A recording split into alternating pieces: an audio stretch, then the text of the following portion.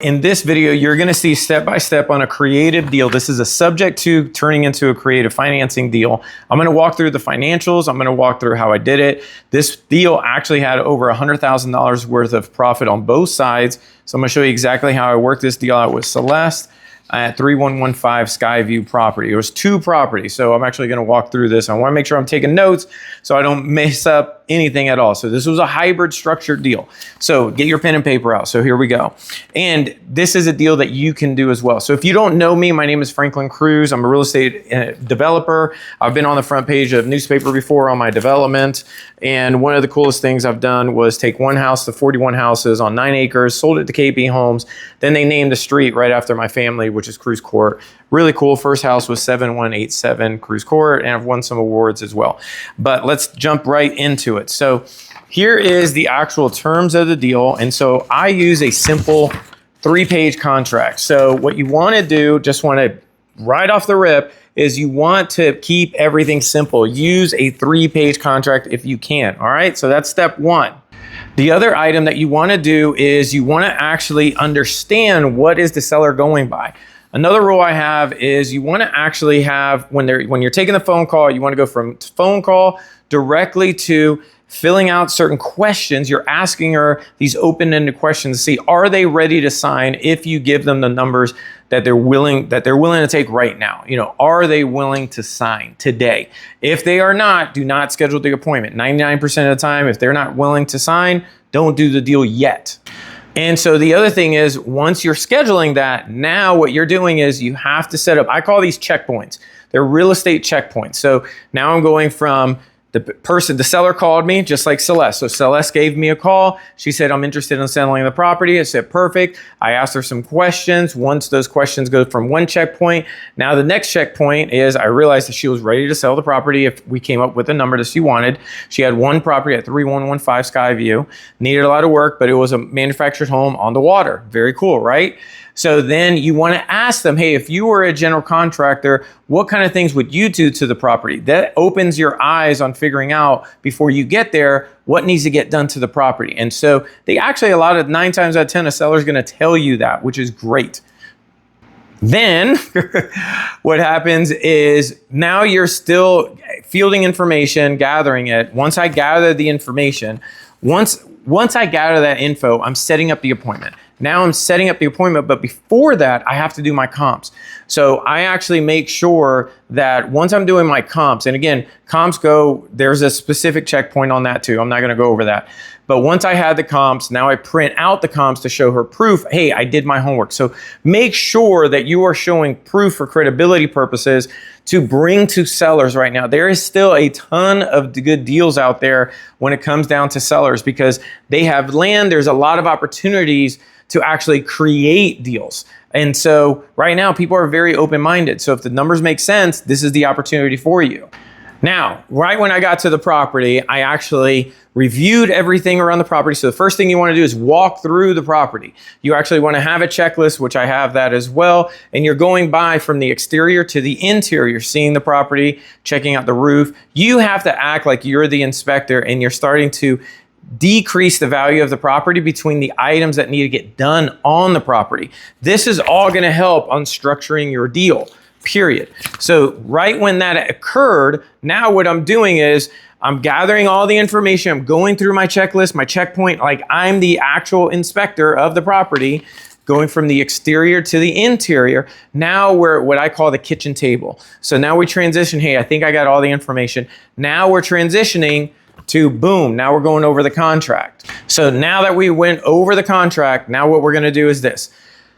I'm gonna first let them know, hey, I'm gonna explain what is an appraisal, what is the value of the property.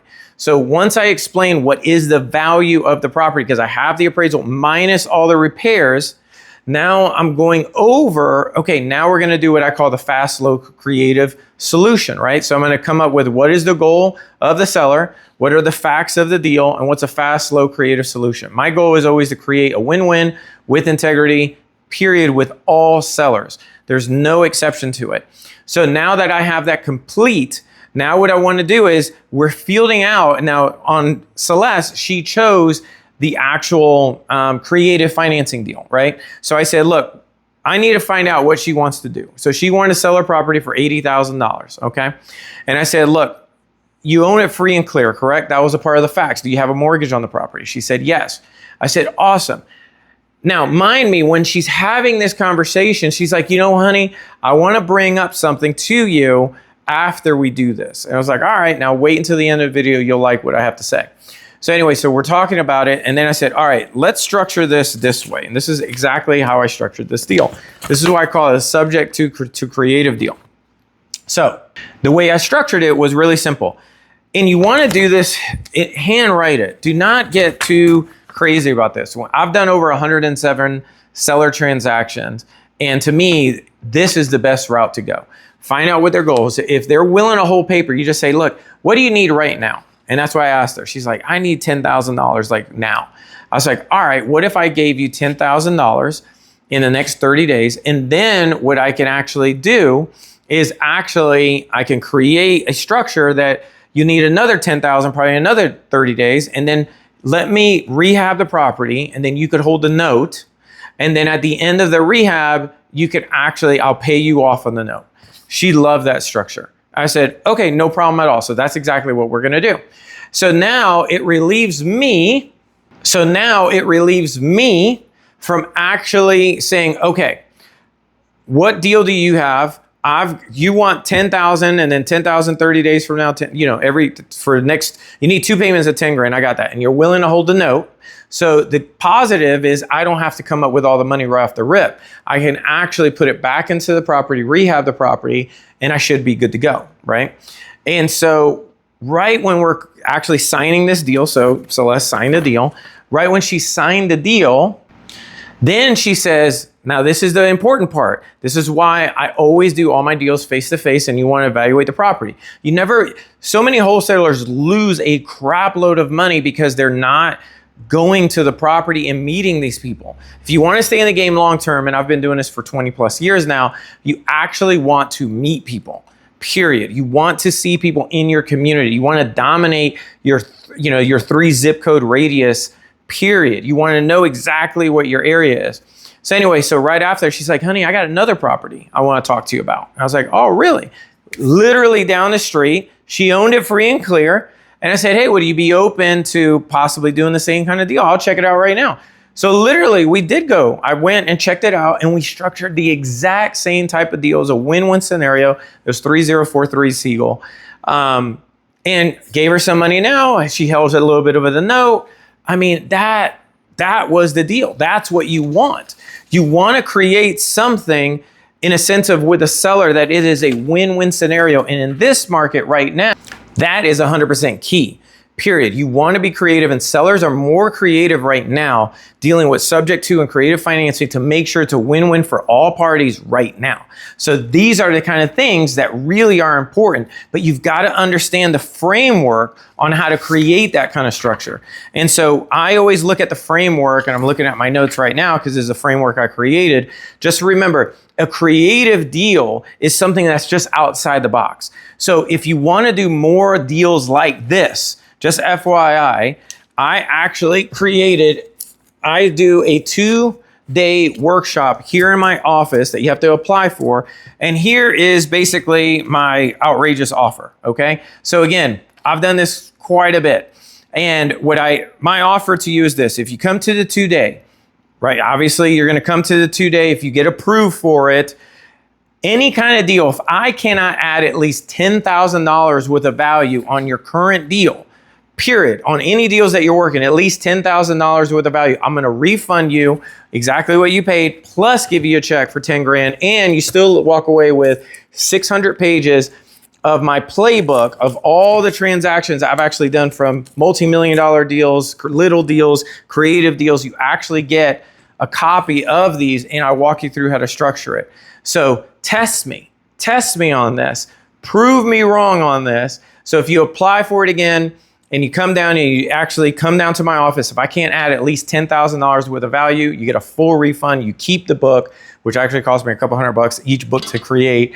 And then you actually get a check for 10 grand. So just go to trueinvestors.com. Let me know if you actually got something out of this as well. my biggest thing is just remember this: as long as two people sign and agree, anything is possible. Nothing is impossible as long as those two people sign and agree. All right, my name is Franklin Cruz. Again, go to trueinvestors.com if you want to apply. Take me up on my offer. I bet you won't. All right, bye. Number two, that $100,000 actually was $65,000. The $100,000 was both properties added on. Would have been a $100,000 profit. One of the properties we actually kept, we still actually have it, and then the other property, we did actually make $65,026. Thank God I made that, because as a developer and investor, as you know, that actually went to another project, 100% of the profit, to finish my butterfly roof homes, that development that we took from one house to 3 houses, and we built 2 of them and we sold it. But that was also a huge lesson, and I'll go over that in another video.